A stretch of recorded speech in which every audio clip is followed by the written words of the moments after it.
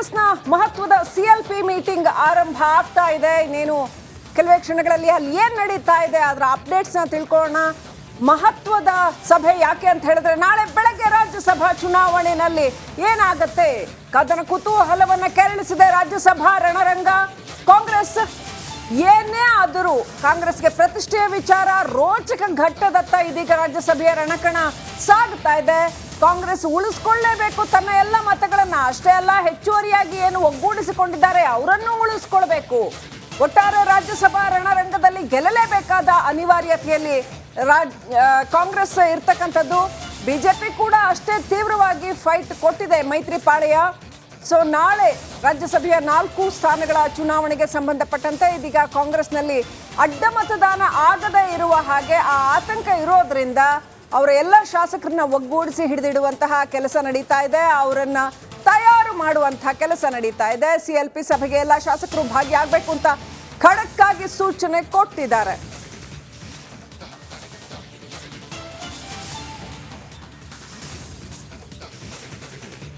ಕಾಂಗ್ರೆಸ್ಗೆ ತುಂಬ ಆತಂಕ ಇರುವಂಥದ್ದು 135 MLAಗಳು ಬೇಕೇ ಬೇಕು. ಆಲ್ರೆಡಿ ಸುರಪುರ ಶಾಸಕರೊಬ್ಬರು ವಿಧಿವಶರಾದ ಕಾರಣಕ್ಕಾಗಿ ಒಂದು ಶಾರ್ಟೇಜ್ ಆಗುತ್ತೆ. ಆಮೇಲೆ 45x3 ಆದರೆ ಯಾವುದೇ ಪಕ್ಷ ಒಂದು ಎಕ್ಸ್ಟ್ರಾ ಹಾಕಿಸ್ಕೊಳ್ಳುತ್ತೆ. ಸೊ ಹಾಗಿರುವಾಗ ಪಕ್ಷೇತರರಿದ್ದಾರೆ 138 ಅಂತೇಳಿ DK ಶಿವಕುಮಾರ್ ಹೇಳ್ತಾ ಇದ್ರು. ಹಾಗಾಗಿ ಇದು ಮತ್ತೆ ಭಾಳಷ್ಟು ಟೈಟ್ ಆಗ್ತಾ ಇದೆ ರಾಜ್ಯಸಭಾ ರಣರಂಗ. ಯಾಕಂದರೆ ಒಂದು 2 ಆ ಕಡೆ ಈ ಕಡೆ ಆದರೂ ಕೂಡ ಇಡೀ ದಿಕ್ಕೇ ಬದಲಾಗಿಬಿಡುತ್ತೆ. ಆ ಭಯ ಜಾಸ್ತಿ ಕಾಡ್ತಾ ಇರೋದು ಕಾಂಗ್ರೆಸ್ಗೆ. ಮತಗಳು ಲ್ಯಾಪ್ಸ್ ಆಗದಂತೆ ತಡೆಯಲು ಶಾಸಕರಿಗೆ ತರಬೇತಿ. ಯಾಕೆ ತರಬೇತಿ ಅಂತಂದರೆ, ನೀವು ಅಲ್ಲಿರುವಂಥ ಏಜೆಂಟ್ ಹೊರತಾಗಿ ಕ್ಯಾಮ್ರಾದವ್ರು ಇರ್ತೀವಲ್ಲ ನಾವು, ಅಂದರೆ ಮೀಡಿಯಾದವರು, ಅಣ್ಣ ತೋರಿಸಿ ಅಂತ ಏನಾದರೂ ಹೇಳಿಬಿಟ್ಟು ಒಂದು ಕ್ಷಣ ಏನಾದರೂ ಅದನ್ನು ಈ ಕಡೆ ತಿರುಗಿಸಿ ತೋರಿಸಿದ್ರೆ ಲ್ಯಾಪ್ಸ್. ನಿಮಗೆ ಗೊತ್ತಿರಲಿ, ಅಹಮದ್ ಪಟೇಲ್ ಅವರ ರಾಜ್ಯಸಭಾ ಚುನಾವಣೆ ಸಂದರ್ಭದಲ್ಲಿ ಅಮಿತ್ ಶಾ ಹೇಗೆ ಪಟ್ಟು ಹಾಕಿ ಕೂತಿದ್ರು ಅಂತಂದರೆ ಸೋಲಿಸಲೇಬೇಕು, ಸೋಲಿಸಿದ್ರು ಕೂಡ. ಆದರೆ ಇಬ್ಬರು ಶಾಸಕರು ಉದ್ದೇಶಪೂರ್ವಕವಾಗಿ ಮಾಡಿದ್ರೋ ಬೇರೇನೋ ಗೊತ್ತಿಲ್ಲ, ಮೀಡಿಯಾಕ್ಕೆ ತೋರಿಸ್ಬಿಟ್ರು, ಗೆಲ್ಲಬೇಕಾಗ ಬಂತು.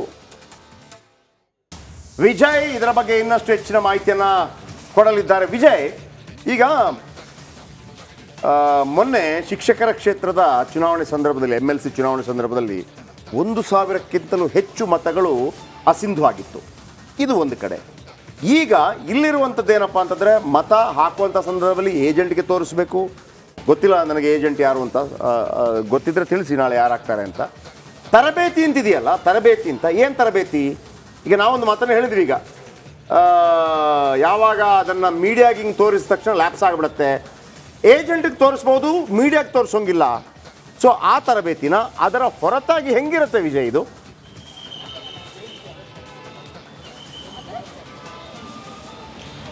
ಎಕ್ಸಾಕ್ಟ್ಲಿ ಜಯಪ್ರಕಾಶ್, ಶಾಸಕರಿಗೆ ಒಂದು ಏನು ಯಾವ ರೀತಿ ಮತದಾನ ಮಾಡಬೇಕು ಮತ್ತು ಯಾವ್ಯಾವ ಅಭ್ಯರ್ಥಿ, ಈಗ 3 ಅಭ್ಯರ್ಥಿಗಳು ಕಾಂಗ್ರೆಸ್ಗೆ, ಆ 3 ಅಭ್ಯರ್ಥಿಗಳಿಗೆ ಮತಗಳನ್ನು ಹಂಚಿಕೆ ಮಾಡ್ತಾರೆ. 45 ಅಥವಾ 46 ಮತಗಳನ್ನು ಹಂಚಿಕೆ ಮಾಡ್ತಾರೆ, ಇಂತಿಂಥವ್ರಿಗೆ ಶಾಸಕರು ಮತ ಹಾಕಬೇಕು ಅಂತ. ಜೊತೆಗೆ ಅಲ್ಲಿ ಲೈನ್ ಅಂದರೆ ಕ್ರಾಸ್ ಮಾಡಬೇಕಾದ್ರೆ ಸ್ವಲ್ಪ ಕ್ರಾಸ್ ಲೈನ್ ಹಾಕಿದ್ರು ಕೂಡ ಆ ಮತ ಅಸಿಂಧು ಆಗ್ಬಿಡುತ್ತೆ. ಒಂದೊಂದು ಮತಗಳು ಇಂಪಾರ್ಟೆಂಟ್ ಇರುವಂಥದ್ದು. ಕಳೆದ BJP ಸರ್ಕಾರದಲ್ಲಿ ಲಕ್ಷ್ಮಣ್ ಸವದಿ ಅವರು DCM ಆಗಿದ್ದ ಸಂದರ್ಭದಲ್ಲಿ MLC ಮಾಡಬೇಕಾದ್ರೆ 10ರಿಂದ 11 ಮತಗಳು ತಿರಸ್ಕೃತ ಆಗಿದ್ವು ಜಯಪ್ರಕಾಶ್. 11 ಮತಗಳು 11 MLA ತಿರಸ್ಕೃತ ಆಗಿದ್ವು. ಅಂದ್ರೆ ಅಷ್ಟರ ಮಟ್ಟಿಗೆ ಅದು ಸಾಕಷ್ಟು ಕೂಡ ಒಂದು ರೀತಿಯಲ್ಲಿ ಆತಂಕ ಸೃಷ್ಟಿಯಾಗುವಂತ ವಾತಾವರಣ ಇತ್ತು ಆಗ. ಈಗ ಒಂದೊಂದು ಮತ ಇಂಪಾರ್ಟೆಂಟ್ ಇರುವಂತ ಹಿನ್ನೆಲೆಯಲ್ಲಿ, ಅದರ ಜೊತೆಗೆ ಬಹಳ ಪ್ರಮುಖವಾಗಿ ಅಡ್ಡ ಮತದಾನದ ಆತಂಕ ಇರುವಂತ ಹಿನ್ನೆಲೆಯಲ್ಲಿ ಆ ಶಾಸಕರೆಲ್ಲರೂ ಕೂಡ ಈಗ ಶಾಸಕ ಪಕ್ಷ ಸಭೆ ಕರೆದಿರುವಂತ. ನಾವು ಈಗ ಎಕ್ಸಾಕ್ಟ್ ಆಗಿ ಖಾಸಗಿ ಹೋಟೆಲ್ ಮುಂದೆ ಇದ್ದೇವೆ. ಎಲ್ಲಾ ಶಾಸಕರು ಕೂಡ ಆಗಮಿಸ್ತಾ ಇರುವಂತದ್ದು, ಸಾಕಷ್ಟು ಬಿಗಿ ಪೊಲೀಸ್ ಬಂದೋಬಸ್ತನ್ನ ಇರುವಂತದ್ದು. ಅಂದ್ರೆ ವಿಶೇಷ ಏನಂತಂದ್ರೆ, ಈಗ ಇಂದಿನ ಕಾಂಗ್ರೆಸ್ ಶಾಸಕ ಪಕ್ಷ ಸಭೆಗೆ ರಾಜ್ಯ ಉಸ್ತುವಾರಿ ರಣದೀಪ್ ಸುರ್ಜೇವಾಲಾ ಸೇರಿದಂತೆ ಅವರು ಕೂಡ ಆಗಮಿಸ್ತಾರೆ. ಎಲ್ಲಾ ಶಾಸಕರನ್ನು ಕೂಡ ಹಿಡಿದಿಟ್ಕೊಳ್ಳುವಂಥದ್ದು. ಇನ್ನು ಕೆಲವು ಹೊತ್ತಿನಲ್ಲಿ ಕಾಂಗ್ರೆಸ್ ಶಾಸಕ ಪಕ್ಷ ಸಭೆ ಆರಂಭ ಆಗುತ್ತೆ. ಅಂದ್ರೆ ಇಲ್ಲಿ ಜಯಪ್ರಕಾಶ್, ಎಲ್ಲಾ ಶಾಸಕರು ಯಾವುದೇ ಕಾರಣಕ್ಕೂ BJP JDSಗೆ ಆಮಿಷಕ್ಕೆ ಅಥವಾ ಅವರ ಸಂಪರ್ಕಕ್ಕೆ ಸಿಗಬಾರದು ಅನ್ನೋ ಲೆಕ್ಕಾಚಾರದಲ್ಲಿ ಕೂಡ ಸಭೆಯನ್ನು ಈಗ ಕುಪೇಂದ್ರ ರೆಡ್ಡಿ, ಕುಮಾರಸ್ವಾಮಿ ಅಥವಾ NDA ಮೈತ್ರಿಕೂಟ ಇವರು ಕೂಡ ಏನಾದರೂ ಒಂದು ಮಾಡಿರ್ತಾರಲ್ವ ಆ ಕಡೆಯಿಂದ. ಅವರೇನು ಸುಮ್ಮನೆ ಬರೋದಿಲ್ಲವಲ್ಲ. ಆಮಿಷಗಳ ಪ್ರಭಾವ ಏನು ಅಂತ ಏನಾದರೂ ಗೊತ್ತಾಗಿದೆಯಾ? ಆಮೇಲೆ ಗೊತ್ತಾಗುತ್ತೆ ಬಿಡಿ. ಆದ್ರೆ ಈಗ ಹೇಳಕ್ಕಾಗತ್ತಾ ಅಂದ್ರೆ ಅಂತ ರೀತಿಯ ಆಮಿಷಗಳೇನಾದ್ರೂ ಇದೆಯಾ ಅಂತ ಹೇಳಿ.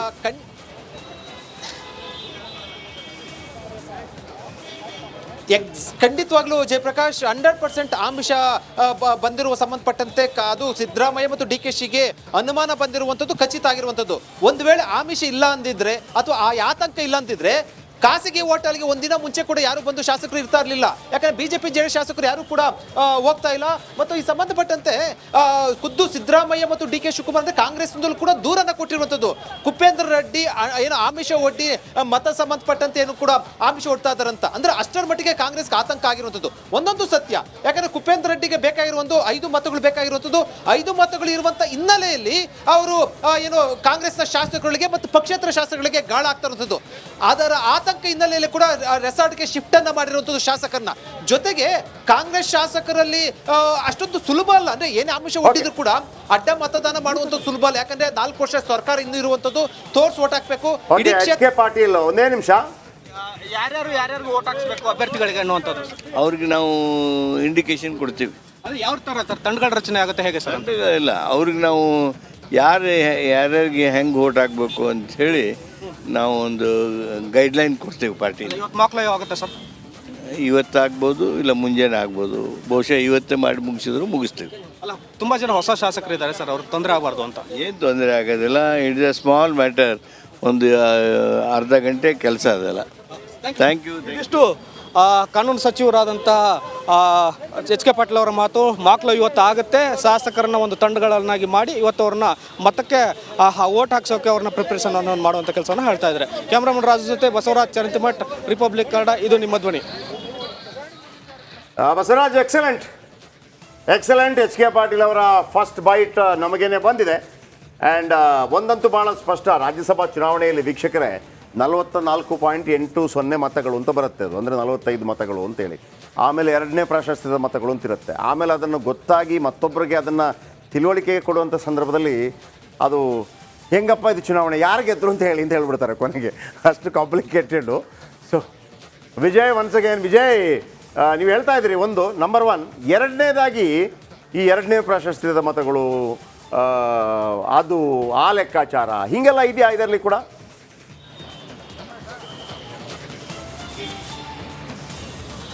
ಖಂಡಿತವಾಗ್ಲೂ ಜಯಪ್ರಕಾಶ್, ಆ ರೀತಿ ಪ್ರಾಶಸ್ತ್ಯ ಮತಗಳು ಇರುವಂಥದ್ದು. ಜೊತೆಗೆ ಪ್ರಾಶಸ್ತ್ಯ ಮತಗಳ ಸಂದರ್ಭದಲ್ಲಿ ಪಾಯಿಂಟ್ ಮತಗಳು ಕೂಡ ಸಾಕಷ್ಟು ಕೂಡ ಇಂಪಾರ್ಟೆಂಟ್ ಬರುವಂಥದ್ದು. ಮತ್ತು ಈಗಾಗಲೇ ಕೂಡ ಒಬ್ಬ ಶಾಸಕ ಅಂದರೆ ರಾಜವೆಂಕಟಪ್ಪ ನಾಯಕ್ ಅವರು ನಿಧನ ಆದ ಹಿನ್ನೆಲೆಯಲ್ಲಿ ಕೂಡ ಆ ಒಂದು ಮತ ಕಡಿಮೆ ಆಗಿರುವಂಥದ್ದು. ಅದು ಕೂಡ ಒಂದು ರೀತಿಯಲ್ಲಿ ಕಾಂಗ್ರೆಸ್ಗೆ ಒಂದು ರೀತಿಯಲ್ಲಿ ಆತಂಕಕ್ಕೆ ಒಳಗಾಗಿರುವಂಥದ್ದು. ಜೊತೆಗೆ ಪಕ್ಷೇತರ ಶಾಸಕ ಜನಾರ್ದನ್ ರೆಡ್ಡಿ ಅವರನ್ನು ಕೂಡ ಆಪರೇಟ್ ಮಾಡಿರೋದಿಲ್ಲ, ಅದು ಸಾಕಷ್ಟು ಮಹತ್ವವನ್ನು ಪಡ್ಕೊಂಡಿರುವಂಥದ್ದು. ಖುದ್ದು ಮುಖ್ಯಮಂತ್ರಿ ಸಿದ್ದರಾಮಯ್ಯ ಅಂದರೆ ಯಾರ ವಿರುದ್ಧ ತೊಡೆಯನ್ನ ತಟ್ಟಿದ್ರು ಸಿದ್ದರಾಮಯ್ಯ ಅವರು ಹಿಂದೆ ಪ್ರತಿಪಕ್ಷದಲ್ಲಿದ್ದಾಗ, ಈಗ ಅದೇ ಸಿದ್ದರಾಮಯ್ಯ ಅವರು ಮನೆಗೆ ಜನಾರ್ದನ್ ರೆಡ್ಡಿ ಅವರನ್ನು ಆಗಮಿಸಿ ಪಕ್ಷಕ್ಕೆ ಮತ ನೀಡುವ ಸಂಬಂಧಪಟ್ಟಂತೆ ಮನವಿಯನ್ನು ಮಾಡಿರುವಂಥದ್ದು. ಅಂದ್ರೆ ಅಷ್ಟರ ಮಟ್ಟಿಗೆ ಇದು ಸಾಕಷ್ಟು ಮಹತ್ವ ಪಡ್ಕೊಂಡಿರುವಂಥದ್ದು. 3-4 ಮತಗಳು ಹೆಚ್ಚು ಕಡಿಮೆ ಆದ್ರೆ ಇಡೀ ರಾಜ್ಯ ರಾಜಕಾರಣದ ಚಿತ್ರಣವು ಕೂಡ ಬದಲಾಗೋಗುತ್ತೆ. ಅಷ್ಟರ ಮಟ್ಟಿಗೆ ಸಾಕಷ್ಟು ಪ್ರಾಮುಖ್ಯತೆ ಪಡ್ಕೊಂಡಿರುವಂಥದ್ದು. ಮತ್ತೊಂದು, ಈಗ ಶಾಸಕರೆಲ್ಲರೂ ಕೂಡ ಒಂದು ವಿಶ್ವಾಸಕ್ಕೆ ತೆಗೆದುಕೊಳ್ಳುವಂಥದ್ದು, ಯಾವುದೇ ಕಾರಣಕ್ಕೂ ಅಡ್ಡ ಮತದಾನ ಆಗಬಾರ್ದು ಅಂತ. ಅಂದ್ರೆ ಯಾವಾಗ ಯಾವ ಕ್ಷಣದಲ್ಲಿ ಕೂಡ ಶಾಸಕರು ಏನು ಬಿಜೆಪಿ ಅಥವಾ JDS ನ ಒಂದು ಅವರ ಒಂದು ಪರವಾಗಿ ಮತ ಚಲಾಯಿಸ್ತಾರೋ ಅನ್ನೋ ಒಂದು ಆತಂಕ ಖಂಡಿತವಾಗ್ಲೂ ಕೂಡ ಕೊನೆ ಕ್ಷಣದವರು ಕೂಡ ಇರುತ್ತೆ. ಅಂದ್ರೆ ನಾನು ಆಗ್ಲೇ ಹೇಳಿದ ರೀತಿಯಲ್ಲಿ ಅಷ್ಟೊಂದು ಸುಲಭ ಅಂತ ಅಲ್ಲ ಮತ ಏನು.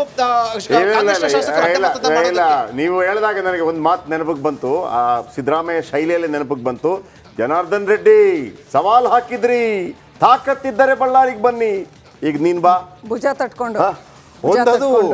ಅದು ನಾವು ಸಾಕ್ಷಿಯಾಗಿದ್ವಿ ಶ್ರೀಲಕ್ಷ್ಮಿ ಅವರೇ ಸದನದಲ್ಲಿ.